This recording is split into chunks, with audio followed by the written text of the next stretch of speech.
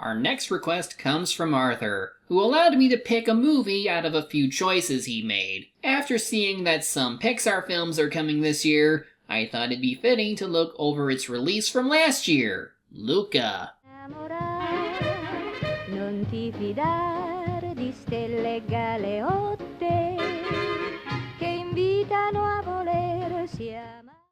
The director for this movie is Enrico Casarosa, who was the story artist for 2002's Ice Age, and he's been around the block in the movie business. But The Good Dinosaur was his first chance to become a story supervisor. He assumed a similar role for Luca, on top of being the director, and he hasn't done the latter since the release of his short film, La Luna. Luca was first announced in 2020, but the pandemic forced most of the work to be done at home. But Casarosa still sent his artists to the Italian Riviera to get inspiration for the movie's plot, because he really wanted to nail down the vibes of a small coastal town. And we'll see how much magic they've captured on those trips as we dive into Luca. We open off the coast of Porto Rosso, where we are greeted with a lovely Quartetto Cetra song.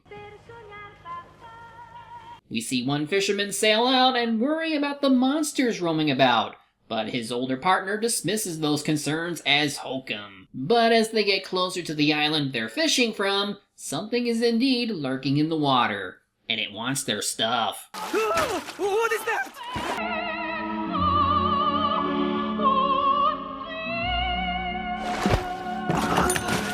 I told you they were real. Oh, what a monster. What a monster! But seriously, he didn't do anything besides take a few things. Even if it is a monster, it's not particularly threatening yet. Besides, how can they be monsters when they act just like us? Ah! Fish out of the barn! Fish out of the barn! No, no, no! Mom's gonna kill me! Katerina!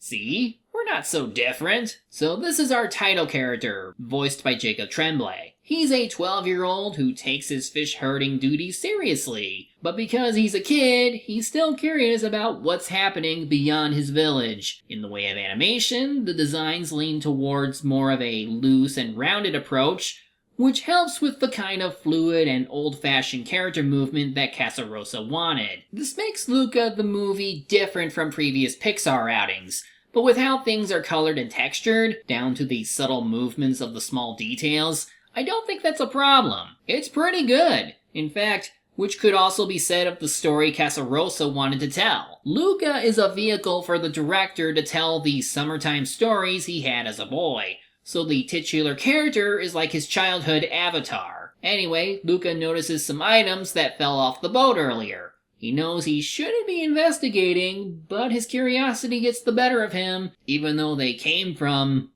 Land monsters! Everybody under the rock!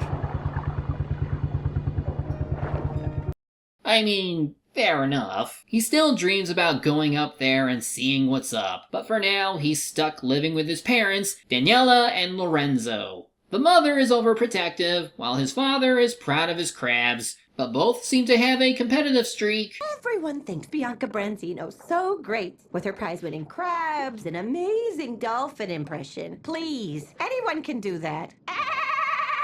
Anyway, Luca asks about where boats come from, and Grandma, voiced by Sandy Martin, says this. Land monster town, just above the surface. I beat a guy at cards there once. Mom, what are you doing? He's old enough to hear about it. You've been to the surface and done the change? Huh. Sounds to me like you guys can go up there without issue. But there's something you're hiding from us, isn't there? Because otherwise, Mom wouldn't be so mad about it. Moving on, Luca finds the record player that played that opening song, but he doesn't notice this diver sneaking towards him until it's too late. Now he's cornered. Huh? It's fine. I'm not human. Oh, you. Wait, aren't you the guy we saw earlier? So this is Alberto, even though we don't know his full name yet. He doesn't live around here, and he's only getting the stuff that's dropped. He then takes Luca's staff, which lets us see this change ability.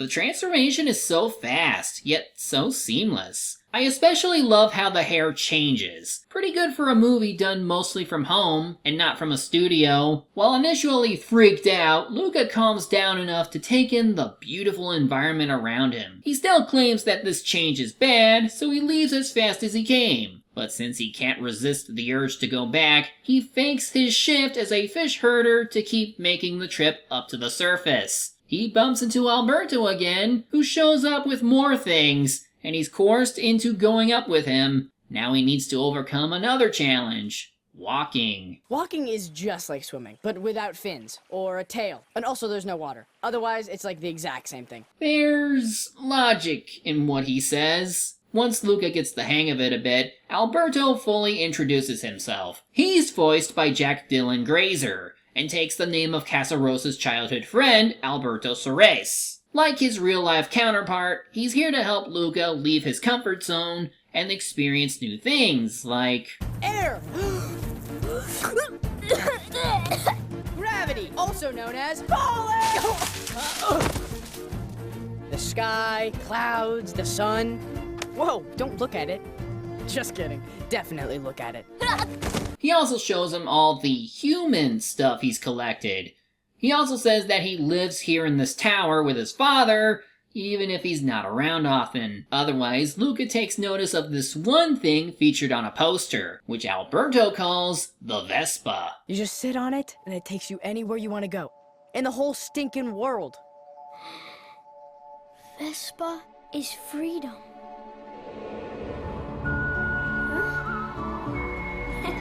Oh, you sweet, innocent child. They think of making one, since they have parts and all, but Luca is unsure. He doesn't want his family to get suspicious. Goodbye.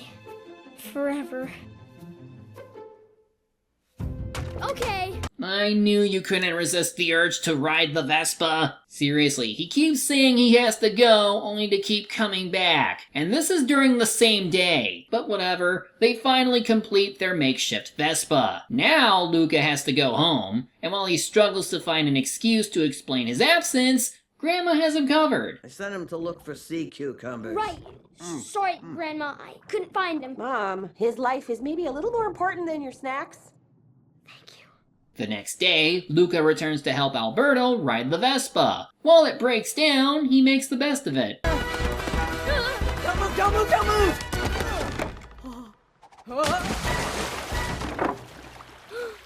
He's dead. I killed him. So a short montage plays of them having fun, and Luca trying on his iconic clothes for the movie. Now they really do feel like little Italian kids in the 1950s, just having fun building stuff and leaping off cliffs. Of course, Mom and Dad find out that Luca's been sneaking off on his own, so a confrontation is inevitable. But first, Casarosa cameo. What's wrong with you, stupid? Now for a trailer moment, in which Luca and Alberto ride their Vespa together. Alberto tries to help Luca overcome his fear of doing this, which leads to the following. You got a Bruno in your head. A Bruno. Yeah, I get one too sometimes. Alberto, you can't. Alberto, you're gonna die. Alberto, don't put that in your mouth. I mean, that's why we don't talk about Bruno. Yeah, I'm bandwagoning like all of you. Don't judge me. And the solution is to just say... Amazing! Now don't die. Yeah!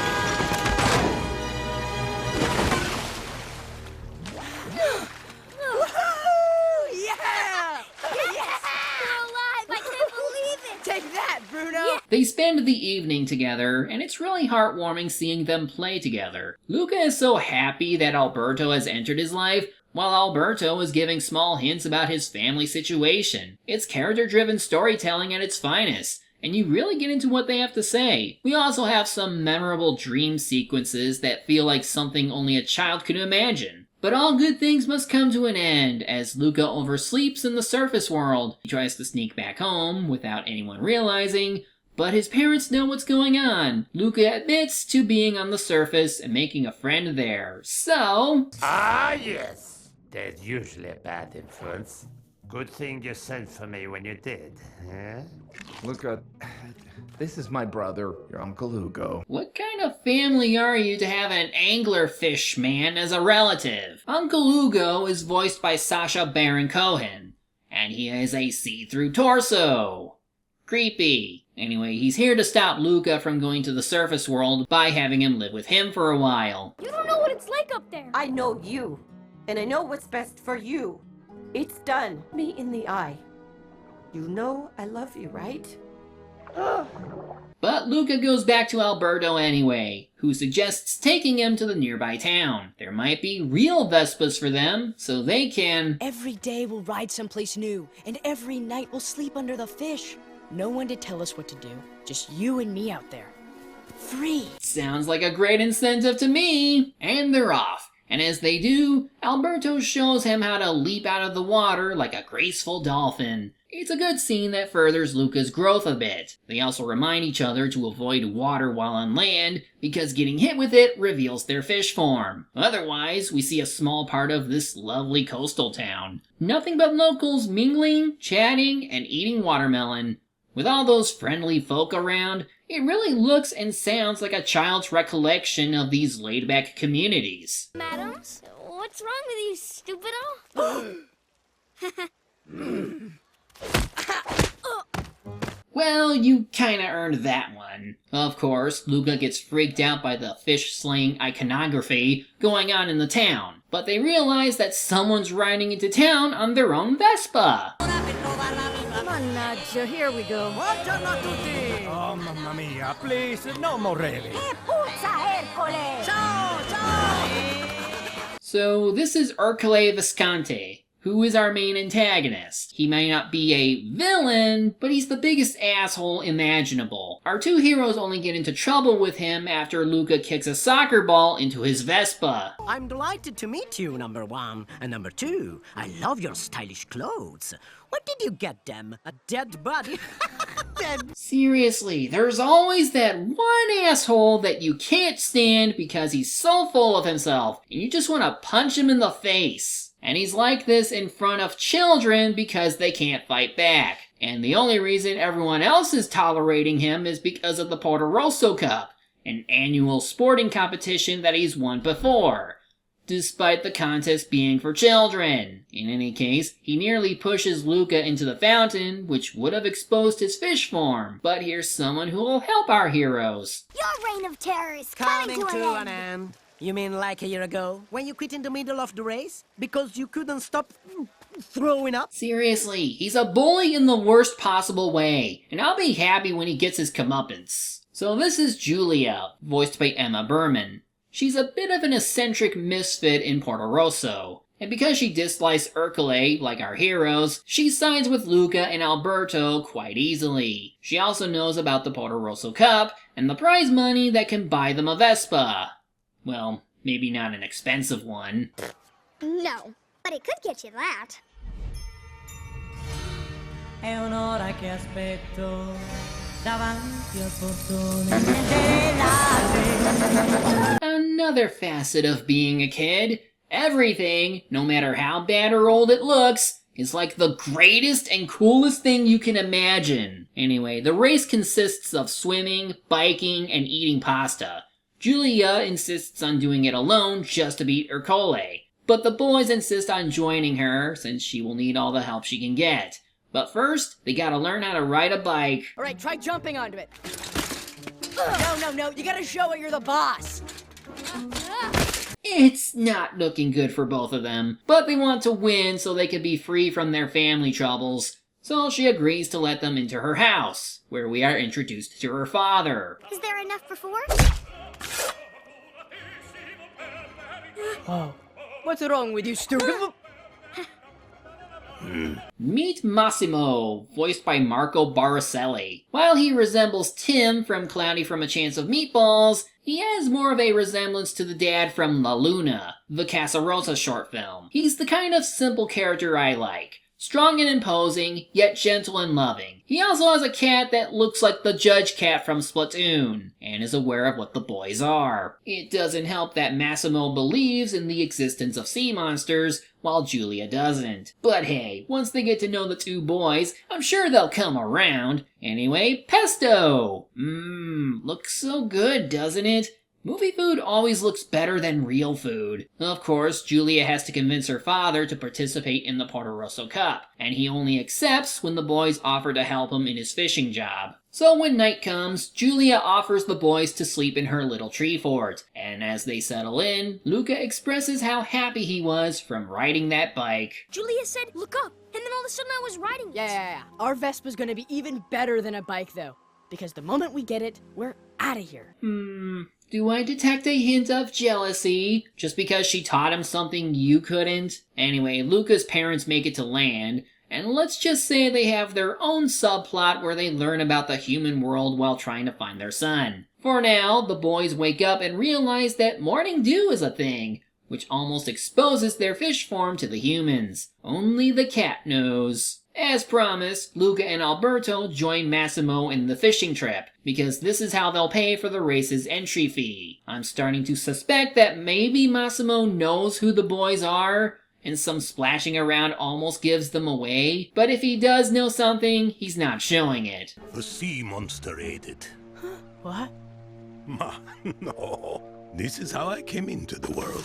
That might carry more weight than he realizes. The day's catch isn't good, but Alberto suggests fishing in a different spot. Sure enough, they bag a ton of fish because of that advice. So now they have the money to join the Porto Rosso Cup. But they first have to sit through the sponsor deal for the race. Pasta in Liguria at a price every family can afford. Get to the rules. Enthusiasm. Love to see it. I mean, I love me some pasta. Not sure what the problem is. Now, seeing as how I came off a movie with a bad bully character, Hercule is at least entertaining with his antics and insults. I still hate him, but at least I'm invested in seeing him taken down a peg, so any insult to him from the main cast is warranted. You look like a catfish. A catfish! Huh? They're bottom feeders, and they also have two sad little whiskers.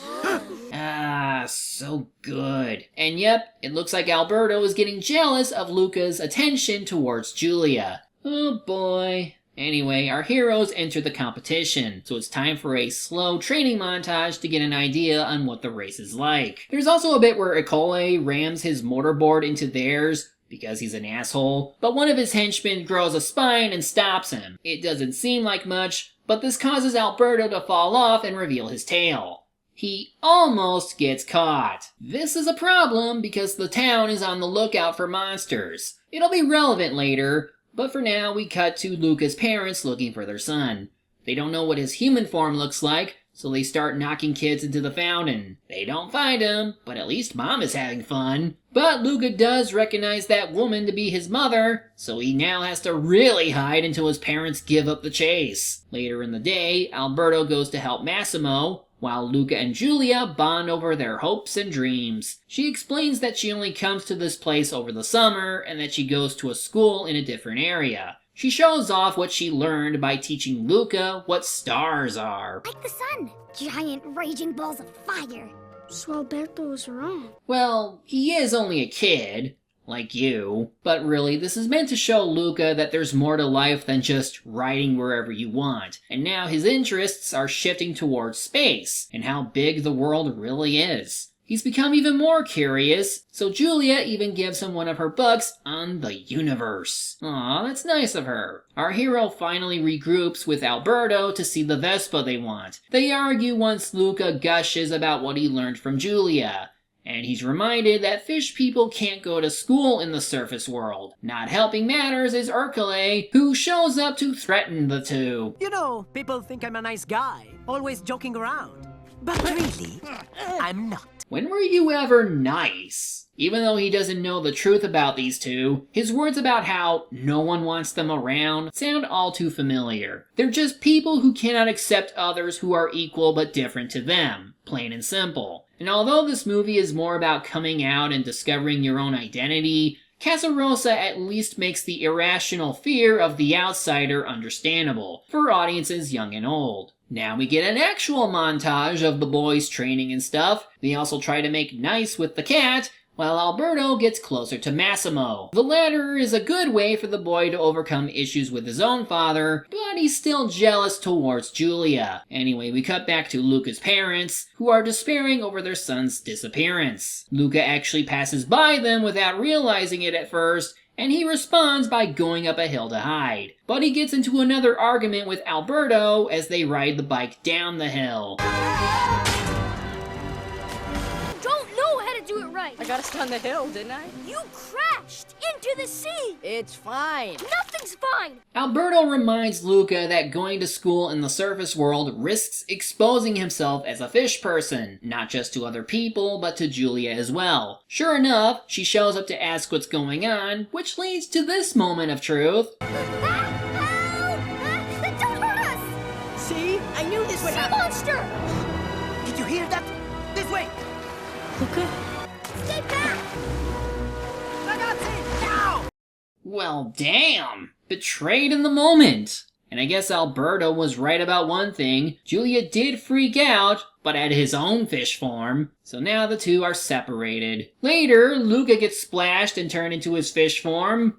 Although Julia doesn't freak out as much this time. Still, she does warn Luca against helping her in the Porto Rosso Cup, since she knows that the town is hunting for monsters like him. This doesn't make Luca happy, but in the end he agrees to let her compete in the race alone. Luca then meets with Alberto to reconcile, but of course it's not enough. He then notices some markings behind the Vespa poster and asks about them. Turns out these are tallies for Alberto to track the days since he last saw his father. We have to assume that he either died and never came back, or that he abandoned his son. And yet Alberto still thinks his father is out there somewhere. That's really sad. Still, this scene really hurts in a way that works. Honestly though, I get it.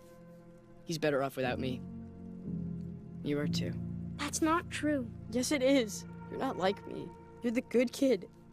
And I'm just the kid that ruins everything. I don't know how much this movie reflects Casarossa's life, since he did say this movie is dedicated to his friend and all, but hot damn, this is sad. Anyway, Luca gets the bright idea of fixing everything by rejoining the Porto Rosso Cup. He won't be competing on Julia's team, but how is he going to hide his fish form in the swimming portion?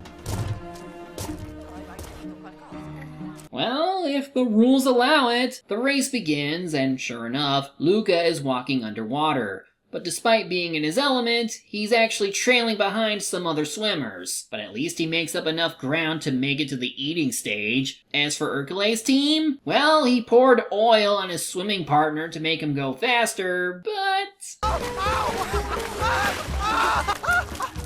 Stop crying at Taguido! That's what happens when you pour a little too much oil on. You attract the toppings. Luca actually runs into his parents while racing. He even tells them he has to do this, but uh-oh, here's some rain to spoil the party. But don't worry, Alberto shows up with a big old parasol. For the last time, you two don't belong here. Get out of my town! Oh, stop. Just stay there.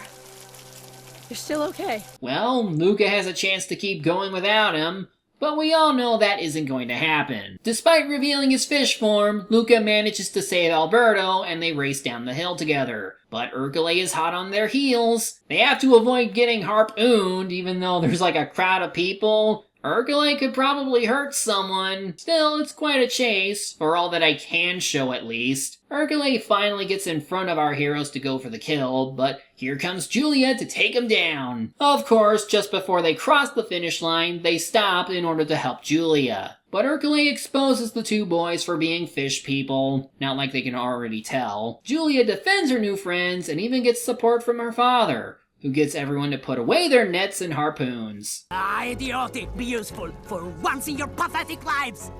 Guido, Chicho. Oops. Well, serves you right for being the king of jerks. Luca's parents also arrive to reunite with their son, and to tell him how proud they are of him. And guess what? The two old ladies from earlier were also fish people. Well, either way, I guess this eases everyone's fear of sea monsters. The boys finally get the Vespa they always wanted. and it breaks on them almost immediately. But everyone gets served pesto, so it's all good. We can't let him stay in this world. Can we? Some people, they'll never accept him. But some will. And he seems to know how to find the good ones. And that's a good thing to say. Now, even though Luca wants to go with Alberto, the latter finally lets our hero go to school with Julia. He even sold their Vespa for a train ticket. And Luca's parents are also on board with this idea. Just remember, we are always here for you, okay? Hey, look me in the eye. You know I love you, right? I know. As for Alberto, he'll be staying with Massimo. They share a teary farewell, but they'll be fine. Especially since he thanks Luca for helping him off that one island.